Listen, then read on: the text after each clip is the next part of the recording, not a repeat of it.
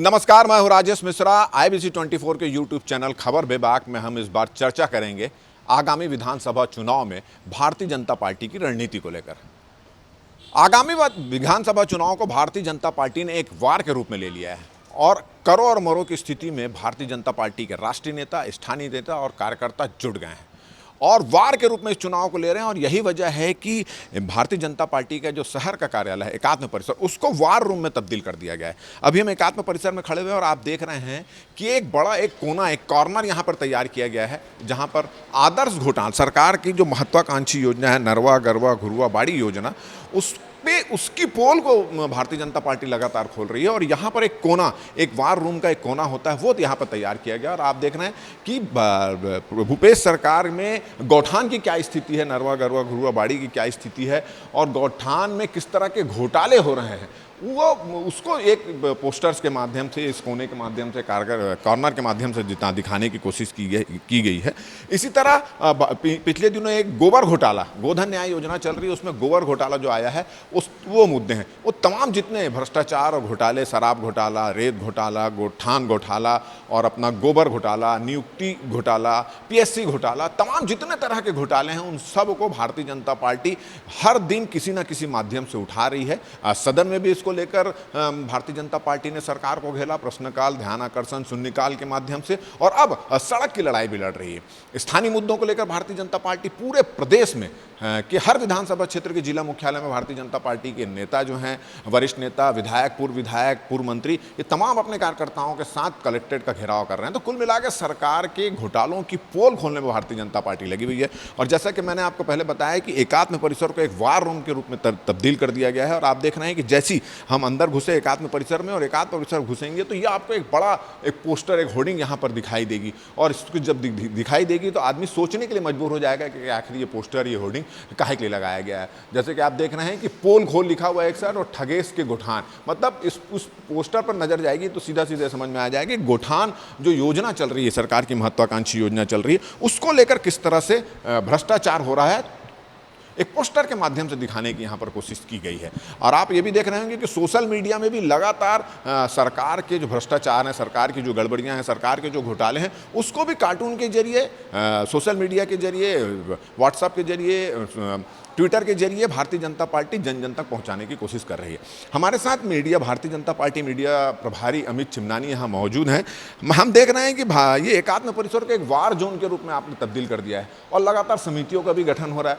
सुबह से अगर हम शाम की बात करें तो लगातार आप जो है अपने कार्यकर्ताओं को लगाए हुए हैं, प्रेस कॉन्फ्रेंस हो रही है, आरोप प्रत्यारोप हो रहे हैं, छोटे छोटे बाइट्स भी आप देते हैं। और एक नया ट्रेंड हम देख रहे हैं कि सोशल मीडिया में आप छोटे छोटे कार्टून्स बना के, छोटे छोटे वीडियो बनाकर भी सरकार की पोल खोल रहे हैं। तो किस तरह की रणनीति है आप लोग? इस सरकार की इतनी असफलताएं हैं कि जितना भी कहा जाए उतना कम पड़ रहा है। और भारतीय जनता पार्टी शुरू से एक इनोवेटिव पार्टी है। डिजिटल प्लेटफॉर्म हो, सोशल मीडिया की बात हो, कार्टून्स की बात हो या इस प्रकार से वॉर रूम की बात हो, भारतीय जनता पार्टी तथ्यात्मक रूप से कांग्रेस की पोल खोलती आई है। और अभी भी चुनाव के पहले हम हर विषय पर कांग्रेस की पोल इसी तरीके से खोलेंगे। हमने यहाँ पे डिस्प्ले किया है कि एक आदर्श गोठान क्या होना चाहिए, जहाँ पे गाय के लिए चारा होना चाहिए, जहाँ पर वर्मी कंपोस्ट बनना चाहिए, गाय माता की चिकित्सा की व्यवस्था होनी चाहिए, बहुत साफ पानी होना चाहिए। ये एक आदर्श गोठान जैसा होना चाहिए था, उसका एक चित्र है। और उसके जस्ट बाजू में आप देखिए छत्तीसगढ़ की वास्तविकता क्या है, जिसको इस सरकार ने गोठान कहा है। वो तो ऐसे बंजर भवन लग रहे हैं जहां पर सालों से कोई गया ही नहीं। अच्छा, एक चीज है, आप लोगों ने पोस्टर के माध्यम से दिखाने की कोशिश की थी। आप लोगों का एक अभियान चला था कि गौठान चलो अभियान, चलबो गौठान खोलबो पोल, ये अभियान चला था। उसमें भी बहुत सारी जो खामियां आप लोगों ने स्पॉट में जाकर, ग्राउंड जीरो में जाकर उस खामियों को खोली थी, बड़ा धरना प्रदर्शन करा था और सरकार इससे भी नकार रही है। उनका कहना था कि गर्मी के समय गौठानों में गाय नहीं होती, अब तो बरसात का समय है, गौठाने तो गाय गौठान की बजाय सड़कों पे नजर आती है। इसको लेकर क्या कर रहे हैं? देखिए, सरकार तो शुरू से ही झूठ बोल रही है, लेकिन हम जब गए तो हम मीडिया के साथी के साथ आपके साथ गए थे।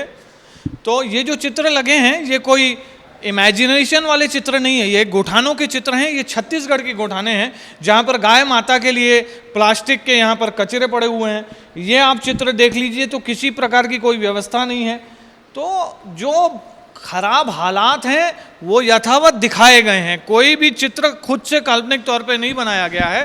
और इसी वजह से जनता हमसे जुड़ रही है और कह रही है वास्तव में भूपेश सरकार ने धोखा दिया है। आप तो कह रहे हैं कि आप वास्तविकता दिखा रहे हैं, मगर भारतीय जनता पार्टी को हर मुद्दे पर यह लगता है कि आप चुनाव के समय राजनीति कर रहे हैं, तो इसका क्या तोड़ है? और एक जो नरवा गरवा घुरुआ बाड़ी की बात कर रहे हैं, छत्तीसगढ़ संस्कृति की बात कर रहे हैं, छत्तीसगढ़ तीज त्योहार की बात कर रहे हैं, इसको लेकर भूपेश बघेल का चेहरा एक सामने में आ गया कि ये इनके आने के बाद ये सब कुछ परिवर्तन हो रहा है, गांव का की सरकार इसको मानने लगे। इसका क्या तोड़ है आप लोग? देखिए, गोठानों को लेकर के भी विज्ञापन बहुत किए इस सरकार ने और अपनी वाहवाही बटोरने की कोशिश भी बहुत की, लेकिन जब सच्चाई सामने आई तो जनता सहमत हुई।